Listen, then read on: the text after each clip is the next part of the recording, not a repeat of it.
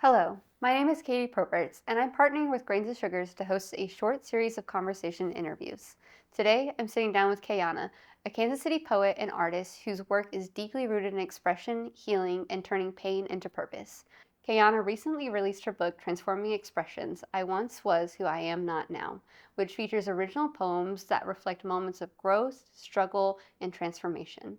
In this conversation, we're going to walk through several of her poems, talking about what inspired them, what they represent in her life, and how writing has become a way for her to release what she's carried while also creating space for others to feel seen and protected through her story. Let's get to it. Kayana, thank you so much for joining us here today. I appreciate you taking the time to tell us a little bit about your newest release and your amazing poetry work. Yes, thank So, you. thank you so much. Before we dive into learning a little bit about some of the individual poems that you read for Grains of Sugar, I'd love to start with the question of what brought you to writing poetry as a form of expression?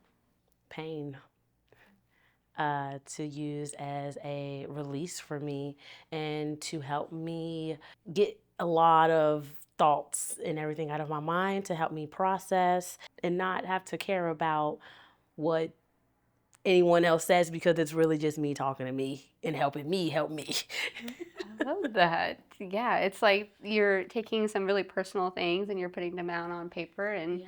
when you initially started writing, was it with the intent of ever publishing them or? Oh no. Oh no, the Lord was the one that guided me into this process. But I honestly never thought that I would be here. I love that. Yeah, it's a big feat to accomplish and It something is. that a lot of people think of but don't always achieve. So Yes. Thank congratulations. you. Thank you so much. As we start diving into some of the poems, I would love to start with Random. Can you tell me a little bit about that? When I had wrote Random, I think that was me. I was getting my voice back around that time and starting that healing process and actually realizing and calling myself a poet as well. When did you first realize how much language shapes our inner world? When I started to realize that there is so much power in the words that we speak over ourselves and over others. It's literally life or death. You can literally speak death over someone and you could speak life. And so I choose life. I know a lot of people struggle with this process because I feel as though people innately are like, oh, yes, I'm going to speak positively about people that I love in my life, but they have a harder time That speaking is true. positively about themselves. What would you say to those people that are struggling with that? I would say, what makes you think that you're less than? What makes you think that you are unworthy to be applauded? And let's dive into that. Because at the end of the day, even though you don't believe it, it doesn't mean that it's a fact. That's why I say choose life. Are you willing to fight for your life?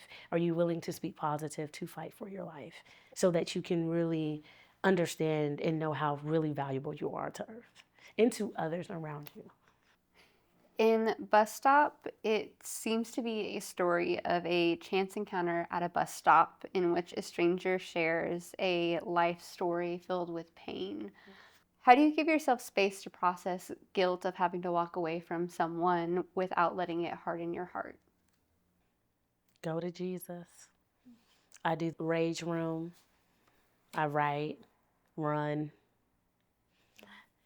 Yeah, but I know that I can't hold on to it. It feels as though healing and that struggle to get to where someone wants to be isn't always linear like we want Oh, it to be. no. Can you tell me a little bit about what healing looks like for you, knowing that it's not a really linear process? Yeah, it's like a roller coaster that goes like round and round and then go back up, then back down, then round again, but it's like never ending, right? And that's yeah, that's what healing is. It's just a matter of constant growth. How does it feel to release these stories instead of carrying them with you? It feels like a butterfly coming out of its chrysalis. It's such an amazing release. It's like a weight is gone. I know that just from the few pieces of work that I've been able to see of yours and get to experience, I see a lot of myself in the works that you've put out into the world. And so, if someone walks away from your work feeling less alone, What does that mean to you as an artist? Oh, the purpose is being fulfilled. The whole point of transforming expressions, I once was who I'm not now, is to show that you're not alone in this. Well, thank you so much for your time, and not only your time now, but the time that has been spent putting into the works that you've created and having the bravery to put them out into the world. I feel like that's such a huge accomplishment, and we feel so lucky to be a part of that journey. Yes, I just want to thank Grains of Sugar. I thank you all for giving me the opportunity to share my work. Thank you for the space that you all have created so that I can bring forth light to my passion and also my transformation as well. So thank you so much. Yes.